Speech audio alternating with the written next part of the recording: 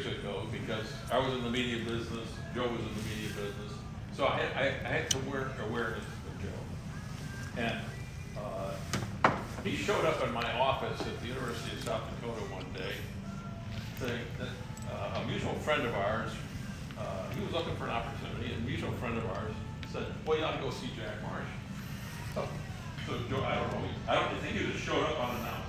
No, I made an Oh, he appointment. made an appointment. So he made an appointment. He comes in to see me in my office. My schedule was quite flexible. Yeah, I understand. You got plenty of time. So he comes in the office and he lays this out. He says, I just had this incredible career in radio broadcasting. He said, I'm looking for an opportunity. Do you have any ideas? I said, yeah, I do actually. I said, here's something you ought to think about. I said, when we're done here, I just gotta get up out of that chair, walk down the hall, and go in and see, and I told you who to see at South Dakota Public Broadcast. I said, I think they're looking for a director of radio.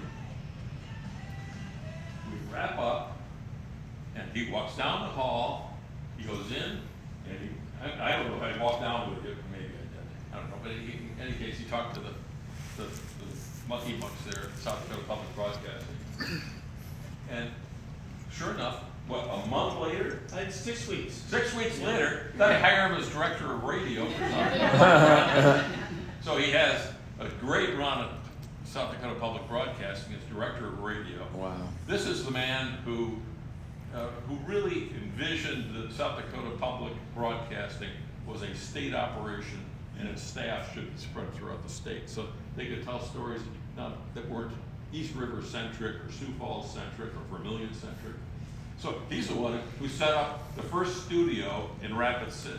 Right. And today if you go to Rapid City, they have this glorious studio, television and radio. But at that time it was in the Doll Art Center, wasn't it, where you set it up? And he had this incredible, he was still a pretty incredible guy. Charles Michael Ray was his reporter based in Rapid City. He was just doing groundbreaking work and doing a lot in Indian country. And that really is one of the key missions of South Dakota Public Broadcasting is to tell the stories of what is going on in our nine nations.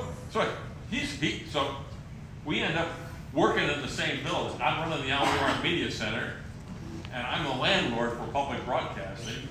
And so he comes to work every day down the hall, and I come to work every day on my side of the building. So we continued the friendship, and we had so many great partners in public broadcasting, just a career crew there. So time goes along, and he's having some health problems, and how many years were you with public broadcasting? 8.5. 8.5 years, and then he decides he wants to, were you buying and selling antiques or something? Yeah. Yeah, does that for about a year, and then he reaches out to me, he says, say, can you grab coffee?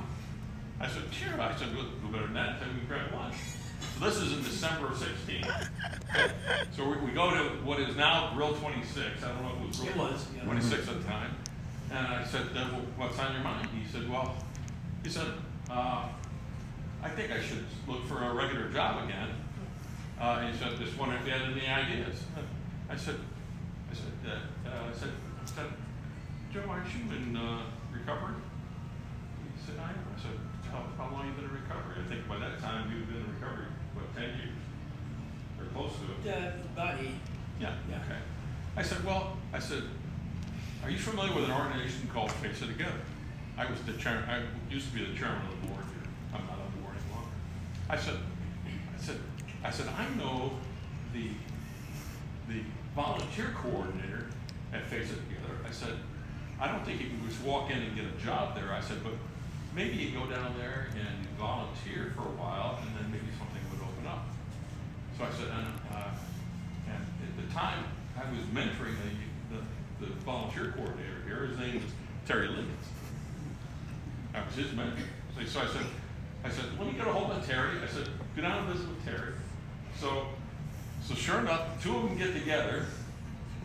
Terry says, yeah, we got a training class coming up, and we've got a terrific trainer.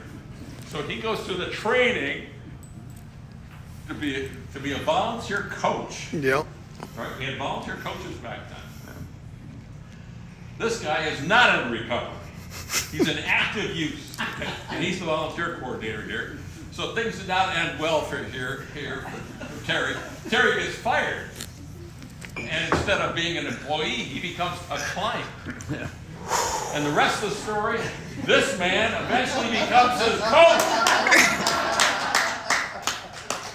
And this man has been in recovery for 7 years. That's right. All right? And this man has helped him, sustain that. Isn't that an incredible story? I mean, we all have our struggles. We all screw up. Yeah. And from those trials, think about what we have to celebrate today. Boy. Joe, the difference you have made Whew. in so many lives. Yeah. As a coach here, I think about your legacies, Dave, all the people you have trained here, all the people you have worked with, you continue to work with Smart Recovery. And then I think about this guy. I started mentoring him.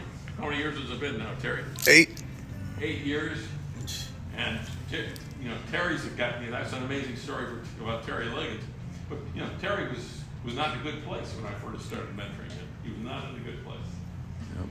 And it took a village. Okay, Dave's part of that village. Okay. Clearly, Joe's part of that village. Christians are part of that village. Christian's part of that village. Kristen's been here the whole time. Terry was your initial coach, right? Yep. Terry Brown was the initial coach. Right. But the difference that this organization has made for a lot of different people is incredible.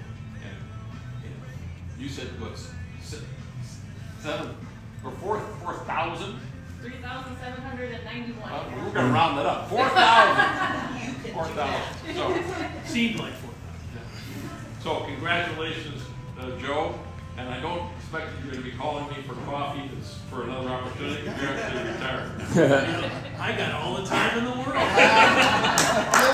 Clap it up. Dave, I have an idea for you.